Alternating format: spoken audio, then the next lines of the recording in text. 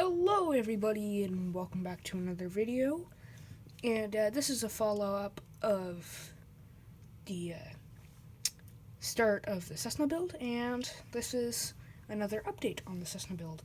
And let's see, I still am on my workspace.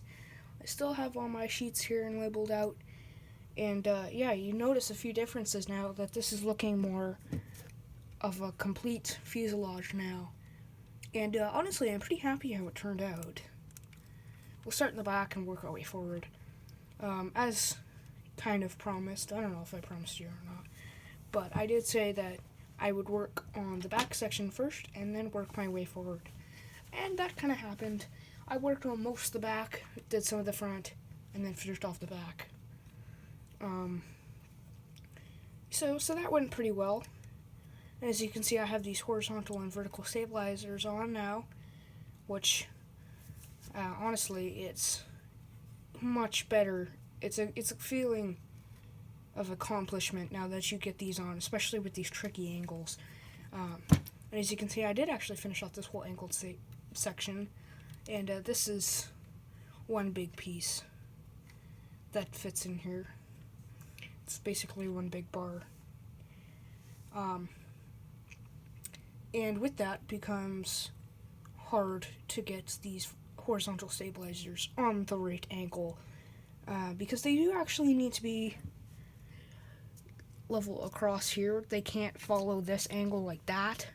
They have to go like that. So I accomplished this with 3 little plates with bars, and a little beam pin connector piece in the back, which creates these little hinges, which lets you rotate these. So that feels good to be done. And I got this vertical stabilizer on now, which is good. It lines up pretty nicely with the blueprint. And now we're working our way forward. As you can see, I actually added a elastic band here, and that is because with the addition of the rest of these filler pieces and the horizontal and vertical stabilizers, it has now become quite heavy in the back. So basically what that means is that hinge at the bottom, sorry, there's something stuck in a piece, but that now means that this hinge down here makes this whole section want to come down like that. And that's a problem, because we need this angle for it to be an appropriate angle for this aircraft. And so yeah, I just stuck a little elastic band around there to pull this section up here. Not too much. If I go farther up, it's going to pull it up too much, and it's probably going to snap. But just right.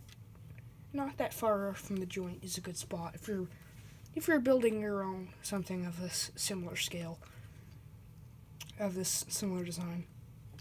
And as you can see, I actually rounded off the front. If we take the prop and the spinner off now, fortunately I didn't have enough room to make the air ducts in the front, but they're kind of sort of replicated by this jumper plate, that's okay. You can see I got this curve down. Actually, this is where the gray part ends. So that's a nice little cap down.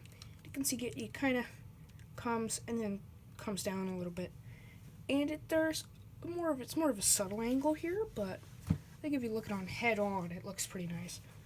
You'll notice I actually filled in these walls, all the front, strengthened up the bottom, and you notice I actually put some windshields on. And actually, they might be moved around, but I put this on for reference to see where I need to build around to actually anchor these. So they'll probably stay on now that everything has been built around them. And I just have a little piece here. This piece is going to be overrun by the wings, but you can see I started gathering some pieces for the wings. The wings are going to be gray, like the rest of the other stabilizers. You can see not a lot of room in there.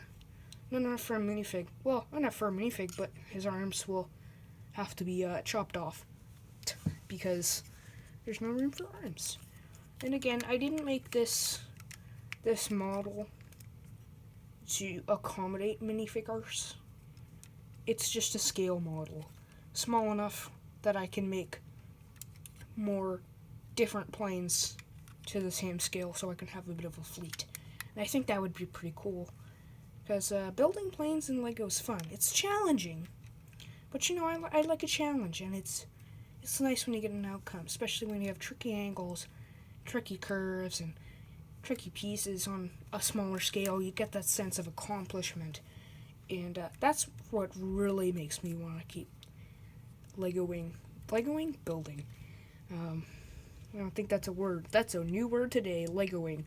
But yeah, you get that sense of accomplishment, and that really drives me. And it drives some other people too.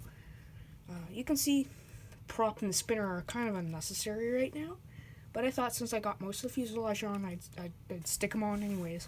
Looks good without the spinner. You know what, I take that back. A spinner is kind of what ties off the front, so it ties off that look in the front, so that's nice. I did put these black pieces down, just to kind of get these little, you can see they're down here, these little, I guess, like, windows that look up from the top of the wing, I guess, so you can see the clouds or see space if you're really that high up. Bush planes wouldn't go that high. But yeah, that's really all. Plans for the next episode is probably going to be a showcase. The showcase. Because it's a smaller model. It doesn't take that long to build. This is only day 2. But you can see I started collecting some of the pieces for the wings here. And I'm going to use mostly bigger pieces and then go and connect them. However, de-studding, for the most part, is going to be a hard time. If you notice how most of this build is not studded, de-studying it shouldn't take that long for this, but de-studying all of that while still trying to keep that shape, that's going to be a challenge, but not for this episode, for the next episode. So anyways, I'll see you guys on the next one. And, camera. Yeah, we'll see you guys in the next one. Hopefully that will be a showcase. If not, it'll be another update. And bye.